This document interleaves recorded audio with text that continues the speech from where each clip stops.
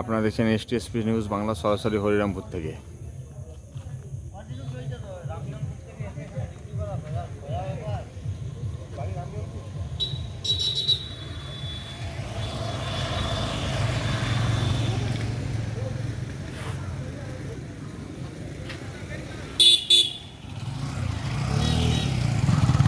Photo করে খালি এমনি ফটো করে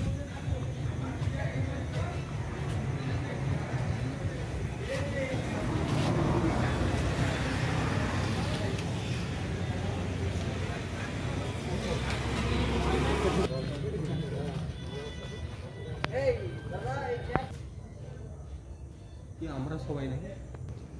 প্রিয় দর্শক, আমি এই মুহূর্তে দাঁড়িয়েছি হরিরামপুর মাছ বাজার, যেখানে আমরা সবাই ক্লাবের পরিচালনায় দুর্গা উৎসব। আর আজ বিজয় দশমীর শেষ দিবসেও পার্শ্ববর্তী একটা পুজো, সেটা দশমীতে বিসর্জন হয়ে গেল। এখনও আমরা সবাই ক্লাবের যে প্রতিমা, আমি ক্লাব অপারেশনকে বলবো প্রতিমাটা দেখানোর জন্য, সেই প্রতিমা দর্শনার্থীদের জন্য রাখা হয়েছে। এবং আর আজ এই বিজয় দশমীর দিনে যে প্রতিমা দেখার জন্য, দর্শনার্থী দেখার জন্য এখন রাখা হয়েছে। পার্শ্ববর্তী প্রতিমা বিসর্জন হয়ে গেলেও আমরা সবাই ক্লাবের পরিচালনার যে প্যান্ডেল, সেই প্যান্ডেলটি আপনারা দেখছেন গভর্নমেন্টের যে থিমবল রাখা হয়েছে। এবং আমি ক্লাবের সদস্যদের পেয়ে গেছি, ওনাদের কাছ থেকে জেনে নেবো এই পুজো সম্বন্ধে কিছু কথা। পেয়ে গেছি আমরা সবাই ক্লাবের সেক্রেটারিকে, ওনার কাছ থেকে জেনে নেবো পূজা সম্বন্ধে কিছু কথা। স্যার, আপনার নাম? আমার নাম প্রসেনজিৎ মণ্ডল। আমরা সবাই ক্লাবের বর্তমানে সম্পাদক। আমার এবছরের যে পুজো, এটা 40তম বর্ষে পড়েছে। আর এবছরে আমরা থিম করেছি আমাদের যে রাজভবনের গেট, সেই গেটের থিম করেছি আমরা। আপনাকে যুক্ত হবেন, আপনি বলুন। আমাদের যে রাজভবনের যে গেট, সেই গেটের আমরা থিম করেছি। এবং প্রতিমা দর্শকদের কেমন লেগেছে সেটা দর্শকরাই বলবে। সঙ্গে আমার আর এক সদস্য আছে, প্রাক্তন সেক্রেটারি দিলীপ সামন্ত। মোটামুটি এখানে মানুষজন প্রচুর এসেছে এবং প্রচুর প্রশংসা করেছে। প্রতিমা নিয়ে কোনো কথা হবে না, প্রতিমা নিয়ে প্রচুরভাবে প্রশংসা করেছে। এবং এই পুজোটা অ্যাকচুয়ালি আমরা দীর্ঘদিন লড়াই করে, এইখানে শ্মশান ছিল, সেই শ্মশানকে আমরা অপেক্ষা করে আমরা এখানে একটা সুন্দরভাবে ক্লাব বানিয়ে, এখানে সেট বানিয়ে আমরা এই পুজোটা চালিয়ে যাচ্ছি। আমরা আমাদের যে বিগত দিনে যে সমস্ত সদস্যরা ছিলেন তাদের আপ্রাণ প্রচেষ্টা তারা তুলে দিয়েছিল। আজকে সেই প্রতিষ্ঠানকে আমরা ধরে রেখেছি। আগামী দিনে আশা করি এই 40 কেন, আমরা আরও 400 বছরের টার্গেট রেখে আমরা এগিয়ে যাব, এইটুকু আমরা ক্লাবের পক্ষ থেকে আশা রাখছি।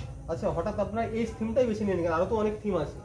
দেখুন, পুরনো যুগে আমরা পুরনো যুগের বিভিন্ন পুজো কমিটি বিভিন্নভাবে তারা থিম করে। আমাদের হঠাৎ মনে হলো যে আমরা যেহেতু রাজ্যবাসী, সেই হিসাবে রাজভবন হচ্ছে আমাদের মানে সাংবিধানিক যিনি আমাদের প্রতিষ্ঠা, মানে সাংবিধানিক যিনি প্রধান, তিনি যেই বাড়িতে থাকেন, হ্যাঁ, সেটাকে তুলে ধরার চেষ্টা করেছি, যাতে এটা মানুষের কাছে প্রচার হয় যে আমাদের রাজভবন বলে একটা জায়গা আছে এবং আমাদের যে সাংবিধানিক প্রধান তিনি এইরকম একটা বাড়িতে থেকে তিনি রাজ্যে থাকেন। সেই জন্য আমাদের বাজেট এবারে 4 লক্ষ টাকার, ঠিক আছে। আর রাজ্য সরকারের পক্ষ থেকে যে 1,10,000 টাকা দেওয়া হচ্ছে, ওটা কি আপনার অনুদানটা পেয়েছেন? একদম। তো এই নিয়ে রাজ্যের তথা মুখ্যমন্ত্রীকে আপনার কি বার্তা দেবেন, কি জানাবেন বিজয় দশমীতে? অবশ্যই দিদিকে অনেক অনেক অনেক অনেক অনেক অনেক শুভেচ্ছা, ধন্যবাদ জানাবো। এই জন্যই কারণ দিদি 10,000 টাকা দিয়ে শুরু করেছিলেন, তিনি দেখেছিলেন। আজ তিনি লাখের গন্ডি পেরিয়ে 1,10,000 করেছেন, 1,10,000 করেছেন। সেই জন্য দিদিকে আমাদের অন্তরের তৃপ্তি রবি সাঙ্গ করি মনে হবে শেষ হয়েও না হইল শেষ। সেই দিদিকে আমরা অনেক অনেক ধন্যবাদ জানি। 40তম বর্ষের আমরা সবাই ক্লাবের পক্ষ থেকে অনেক শুভেচ্ছা, ধন্যবাদ, অভিনন্দন, প্রণাম, বিজয়া দশমীর প্রণাম অবশ্যই জানাবো। দিদি যেন আগামী দিনে আবারও তিনি আসেন এবং দিদি যেন প্রত্যেকটা পুজো কমিটিকে এইভাবে 1,10,000 কেন, তিনি যেমন 2 লাখ বা তার ক্ষমতা অনুযায়ী আরও যেন বেশি দিতে পারেন, সেই আমরা পুজোটাকে আরও উন্নতভাবে তিনি যেন এগিয়ে নিয়ে যান, আরও পুজো কমিটি বাড়ুক, এই আশা আমরা দিদির কাছে করব।